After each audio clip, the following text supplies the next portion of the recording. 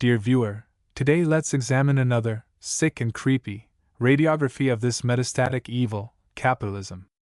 Reclaiming self in the shadow of corporate giants. The fluorescent lights hummed overhead as my manager's words hung in the air. Everything you are, everything you have, you owe it to this company. At that moment, the veneer of professionalism cracked, revealing a chilling truth. I was not a valued individual, but a cog in a machine that sought to erase my humanity. This encounter crystallized my awakening to the capitalist nightmare of a dog-eat-dog world, a system that weaponizes loyalty to exploit labor while gaslighting workers into believing their worth is inseparable from corporate benevolence. The illusion of merit in a transactional world. Capitalism sells and peddles the myth of meritocracy, like a carnival barker hawking rigged games, bright lights, hollow promises. My manager's declaration was the final card in a stacked deck, revealing the house always wins. My late nights were not stepping stones but quicksand. Each innovative solution I offered was scrap metal fed into the company furnace, melting my agency into profit margins. Productivity metrics became a Sisyphean treadmill, speeding up until my strides blurred into a numb sprint. The mantra of team player masked a darker truth. We were drones in a hive, our wings clipped to keep us from straying too high, promising that hard work and skill will be rewarded. Yet when my manager framed my identity as a product of the company's grace, it exposed the lie. My late nights, creative solutions, and expertise were not achievements to celebrate but commodities to claim. The company, like many others, thrives on appropriating labor while denying autonomy.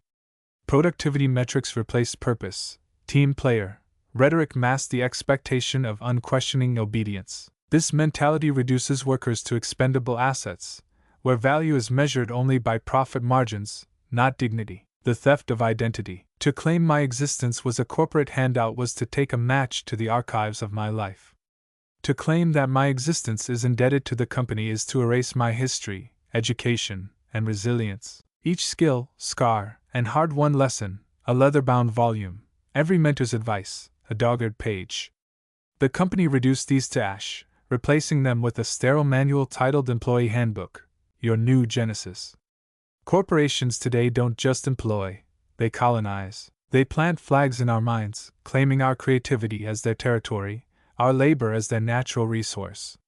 We become tenant farmers on our own souls, tilling soil owned by shareholders. It dismisses the sacrifices of my family, the mentors who guided me, and the personal struggles that shaped me. Corporations increasingly demand not just labor but allegiance, conflating employment with identity. They offer precarious wages, minimal benefits, and the constant threat of replacement, while preaching gratitude. This psychological manipulation fosters a toxic cycle. Workers internalize their exploitation, fearing that dissent or self-advocacy will brand them as disloyal. The machinery of exploitation. The corporate engine is a ravenous beast, its cogs lubricated with the oil of burnout. Executives perch in glass towers, tossing down crumbs of praise like zookeepers pacifying caged animals. Meanwhile, the floor trembles with the grind of gears, workers crushed into bolts, their identities stripped like rust from metal. The dog-eat-dog ethos is a smokescreen, a staged thunderstorm to drown out the whispers of union songs. They want us to believe we're lone wolves, but we're ants beneath a magnifying glass, scattered until we swarm. The dog-eat-dog ethos thrives on manufactured scarcity. Companies pit workers against one another, dangling promotions like lifelines in an ocean of insecurity. Collective power is undermined, unions are vilified, and solidarity is stifled. My manager's statement was a microcosm of this strategy, a reminder that dissent could mean exile. Meanwhile, executive bonuses balloon and shareholder profits soar, funded by the very labor deemed replaceable. The system is designed to hoard power at the top, ensuring that those at the bottom remain too exhausted or fearful to challenge it. Collective action, igniting the wildfire, yet history hums with rebellions that crackled into infernos. The 2018 teachers' strikes were not mere protests, but a symphony of raised fists, each classroom a note in a crescendo that shook state capitals. The coalition of Immokalee workers didn't beg for crumbs. They stormed the banquet halls of fast food empires, turning picket lines into siege engines. And when Instacart shoppers struck, Their digital picket signs glowing across screens, they proved even the gig economy's algorithm could be hacked. These movements are not distant constellations but sparks in a prairie fire. The Starbucks barista who first shouted, "Unionize!" was a single match in a tinderbox of pent-up rage. Now over 400 stores burn with the light of solidarity, their flames licking at the feet of a CEO Goliath. Resisting the nightmare, recognizing this reality is the first step toward liberation. My worth is not contingent on corporate validation. Skills honed at a job belong to me.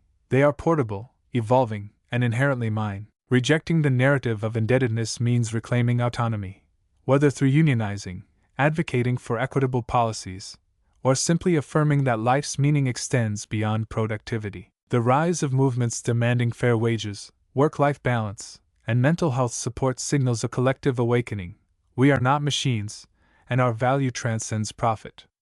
Plus, conclusion, beyond the cog and reclaiming the dawn. The capitalist nightmare wants us to believe we're ghosts haunting its machine, faceless, voiceless, disposable. But we are the storm that rusts its gears, the roots that crack its foundations.